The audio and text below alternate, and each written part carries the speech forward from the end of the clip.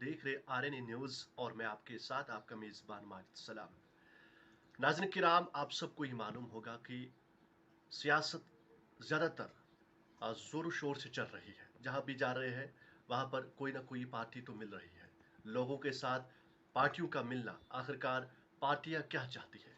फिलहाल हमारे साथ बात करने के लिए मौजूद है अपनी पार्टी के youth wing district president Anisul इस्लाम साहब, जिन्होंने नेशनल कॉन्फ्रेंस छोड़कर अपनी पार्टी में ज्वाइन किया। पहले वो नेशनल कॉन्फ्रेंस में थे। क्या कुछ कारण हुआ नेशनल कॉन्फ्रेंस छोड़ने का? रीजन तो बहुत सारे होंगे, उन्हीं की जबान से सुनेंगे। सबसे पहले आप ये बताइए कि नेशनल कॉन्फ्रेंस आपने क्यों छोड़ा और अपनी पार्टी में क्यों आ गए? सबसे पहले अनीस साहब, आपका खैर मकदम है आरएनए न्यूज़ में। ये बताइए सबसे पहले कि क्योंकि ये बातें रोज बरोज सुनी जाती है कि एक पार्टी को छोड़ना, दूसरी पार्टी में ज्वाइन करना। शुक्रिया, बहुत बहुत शुक्रिया माजिद हम्म, साहब, आपके सभी व्यूअर्स का मेरा प्यार भरा सलाम।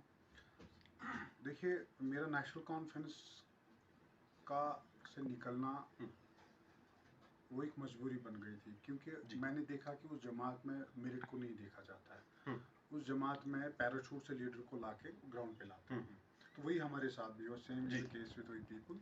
कि हमने नेशनल कॉन्फ्रेंस को बहुत कुछ दिया, हमने नेशनल कॉन्फ्रेंस के लिए बहुत सेक्रीफाई हम्म, करा, लेकिन जब हमारा मौका उनका मौका आया हमें देने के लिए, उस टाइम उन्होंने हमें नहीं दिया। हम्म, और दूसरी बात, पॉलिटिक्स का मतलब होता है, लोग बोलते हैं कि सियासत एक गंदी चीज़ है, हम्म, लेकिन मेरा मेरा जो बोलने का मतलब है, जो मेरा नज़रिया है, जो हम्म, मैंने सियासत जो मैं करता हूँ, हम्म, सियासत एक बहुत अच्छा प्लेटफॉर्म है जहाँ पे आप जी। सभी लोगों को मदद कर सकते हो, हम्म, जहाँ पे आप जो जिन लोगों को आप जानते भी नहीं हो कर हम्म, सकते हो। तो इसलिए मुझे लगा कि एक ऐसा प्लेटफॉर्म है जहाँ पे हम सारे लोगों को, बहुत सारे लोगों को मदद कर हम्म। सकते हैं। आपने भी एक बयान सुना कि डॉक्टर फारूक अब्दुल्ला ने कहा है कि हम आपको एक ऐसा रोड मैप दिखाएंगे जहां पर हर चीज को हम वापस ला सकते हैं। अगर ऐसा कुछ हुआ, क्या आपको लगता है कि आपके जो अल्ताफ बुखारी साहब है, क्या वो नेशनल कॉन्फ्रेंस के साथ फिर जुड़ेंगे अगर ऐसा सब कुछ हुआ? देखो देखो देखो, हमने मतलब कल भी एक मेरा कहना नहीं है, कल भी हम्म, पीपल पीएचडी से एक जो उनकी पीपल्स मूवमेंट जो पीएचडी जी। के साथ जुड़ी थी, वो कल निकली, उन्होंने जी। पुल आउट करा। और उनकी बयानबाजी से मैंने सुना कि उन्होंने कहा कि कोई रोड मैप नहीं है। नहीं। जी। हमने भी उनको बोला था रोड मैप दिखाई, लेकिन रोड मैप, ये उनका कहना हम्म, है, पीपल्स मूवमेंट का कहना है कि रोड मैप पीएचडी जी। के पास नहीं है। हम्म, उन्होंने कहा कि ये सिर्फ अपनी जमीन बचाने के लिए और अपनी कुर्सी बचाने के लिए ये चीजें करें, बाकी हम्म, ग्राउंड पे आपको पीएचडी कहीं पे दिखता नहीं है। हम्म, हमने भी यही चीजें बोले, अगर पीएचडी के पास कोई रोड मैप है 370 को वापस लाने के लिए, 3500 को वापस के लिए, दैट्स अ वेलकम स्टेप, हम भी उसको वेलकम करेंगे। हम्म। अनिश साहब, अपनी पार्टी में ऐसा क्या देखा आपने? क्योंकि आपने आपने सब पार्टी को एक तरफ छोड़कर, क्योंकि आपको न सिर्फ अपनी पार्टी से ऑफर आए होंगे, भाजपा से भी, कांग्रेस से भी, या अगर हम पीएचडी की बात करेंगे जहां आप थे नेशनल कॉन्फ्रेंस में, वहां से आपको किसी पार्टी ने ऑफर दिया होगा, तब भी आपने अपनी पार्टी ही चुनी। लेकिन ये सुनने में आया है, ये कह रहे हैं कि जो अपनी पार्टी है ये बी टीम है बीजेपी की, तो ये सोचकर आपने अपनी पार्टी ज्वाइन की। देखिए हम्म, देखिए जनाब, पॉलिटिकल पार्टीज का तो काम ही होता है इल्ज़ाम देना, हम्म, ठीक है ना। ना हमने कभी अभी इलेक्शन अभी कोई लड़ा, तो जी। हमें कहाँ से प्रूव करेंगे कि हम्म, हम हम्म, बी टीम है। हमें हम्म, इलेक्शन, जब हम इलेक्शन लड़ेंगे, असेंबली जी। इलेक्शन में आएंगे, हुँ, मैंने आपको बार बार बोला, आपके इंटरव्यूज में मैं बोला कि हुँ, हमारी जमात ऐसी जमात होगी कि जो बीजेपी को कभी सपोर्ट नहीं करेगी। हुँ, हम बीजेपी के खिलाफ लड़ रहे हैं, और आने वाले टाइम में जो भी मुसीबतों का हम सामना देख, जो भी मुसीबत हम आज की डेट में जी रहे हैं, उसका सिर्फ भाजपा जिम्मेदार हुँ, है। हम इस चीज़ को बोलने वाले नहीं है। भाजपा के साथ ना हमने कभी हाथ मिलाया है, और हुँ। ना हम आने वाले टाइम में हाथ मिलाएंगे। जी, जी, अनिस साहब, अक्सर हमने देखा जब इलेक्शन का टाइम आता है, तब पार्टीज़, तब जो रहनुमा होते हैं, वो लोगों के दरवाजे खटखटाते हैं। लेकिन इलेक्शन के बाद वो कहीं पर नज़र नहीं आ रहे। बिल्कुल बिल्कुल, ये हुँ, बात सही है। लोगों को विश्वास उठ गया है हुँ, सियासत से, हुँ, क्योंकि हमारे सियासतदानों ने ऐसा ही करा है। हुँ, तो मैं अपनी बात आपको बोल सकता हूँ, मैं भी एक पॉलिटिकल लीडर जी। हूँ, ज़मीनी सतह से जुड़ा हुँ, हूँ, हुँ, ज़मीनी सतह पे लोगों के साथ मेरी कम्युनिकेशन है। हुँ, किसी खानदानी, कोई खानदानी मेरा पेशा नहीं है सियासत में, किसी पॉलिटिकल जी। फैमिली बैकग्राउंड से नहीं आया हूँ, एक सिंपल फैमिली से आया हूँ। हुँ, तो मैं अपना आपको कह सकता हूँ कि हमने भी इलेक्शन लड़ा, हुँ, डीडीसी इलेक्शन हमने लड़ा, हमने इलेक्शन हारा, क्योंकि अटैक हुआ। अटैक के बाद हम कंपेनिंग में नहीं जा हुँ, पाए। जी। 4 दिसंबर को अटैक हुआ, उसके बाद 16 दिसंबर को इलेक्शन था, हुँ, मैं नहीं जा पाया किसी भी जगह।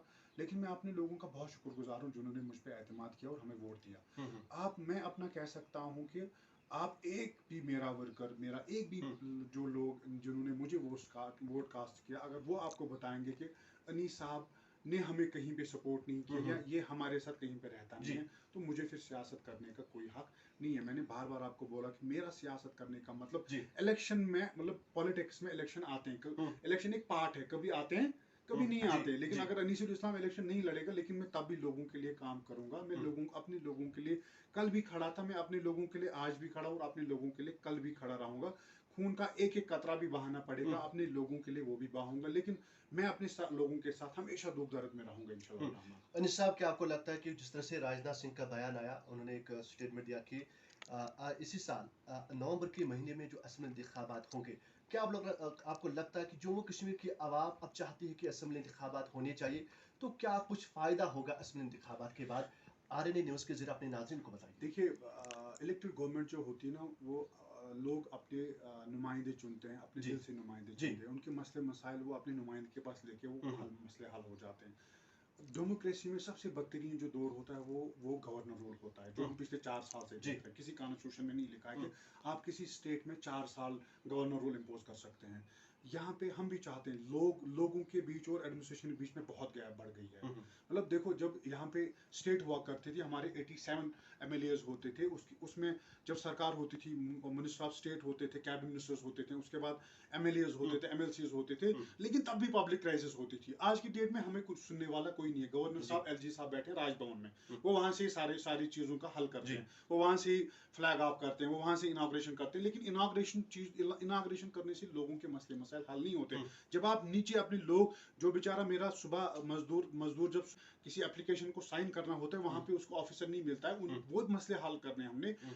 लोग जब वोट कास्ट करते हैं, अपने नुमाइंदे दिल से चुनते हैं, लोगों के मसले मसाइल हल होते हैं। जी। इलेक्शन होने से यहाँ के लोग इस टाइम चाहते हैं इलेक्शन हो, क्योंकि हुँ, हुँ, हुँ। हम बहुत प्रॉब्लम में हैं, बहुत मुसीबतों का सामना हमने करना पड़ रहा है। हमारे नौजवान सड़कों पे हैं, हुँ, हुँ, हमारे जो कैजुअल लेबर्स, डिलीवरीज, वो सड़कों पे है, हुँ, हमारे इंजीनियर जो कौम का सरमाया होते हैं, इंटेलेक्चुअल क्लास जो है वो सड़कों पे है, हुँ। पीएचडी लड़के सड़कों पे है। जी। इसका रीजन एक ही है कि हम हमारी बात कोई सुनने वाला हुँ, नहीं है। जब हम अपनी सरकार चुनते हैं, सरकार चुनने के बाद हम अपने लोगों के पास जाते हैं, और जी। वो हमारे मसले मसाइल हल करते हैं। मैं आपकी वसादत से सेंट्रल गवर्नमेंट से ये कहना चाहूंगा कि यहाँ पे जल्द से जी। जल्द इलेक्शन कराए, क्योंकि लोग यहाँ पे चाहते हैं इलेक्शन हो, ताकि लोगों के मसले मसाइल हल हो। लोगों के बीच में और एडमिनिस्ट्रेशन के बीच में बहुत गैप बढ़ गए हैं, लोगों के कोई काम नहीं हो रहे।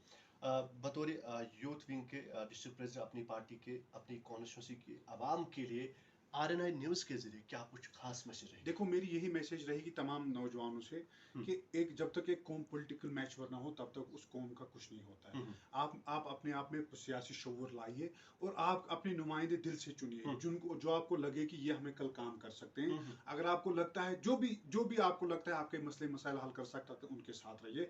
आप जो हमने पिछले 70 साल में धोखा खाया है, इस हुँ, बार ये धोखा मत खाइए, हुँ। क्योंकि ये एक मौका है, अच्छा मौका।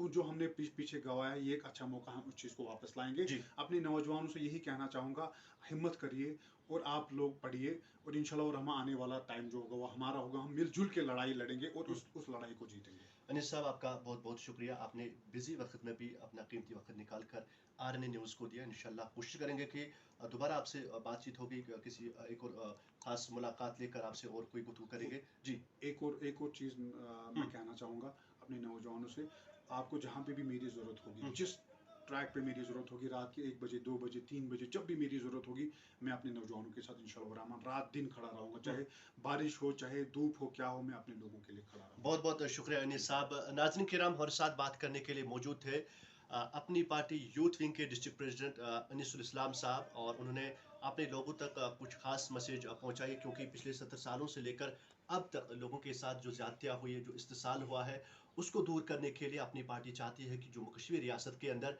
असेंबली इंतखाबात होने चाहिए। असेंबली इंतखाबात के बाद अगर अपनी पार्टी ने जम्मू कश्मीर में अपने कदम जमाए, इन्होंने अपनी सीट यहाँ से हासिल की, क्या कुछ इसके बाद होने वाला है, वो तो इंतखाबात के बाद ही पता चलेगा। कैमरामैन खान आमिर के साथ मैं माजिद सलाम, आरएनए न्यूज़, अनंतनाग।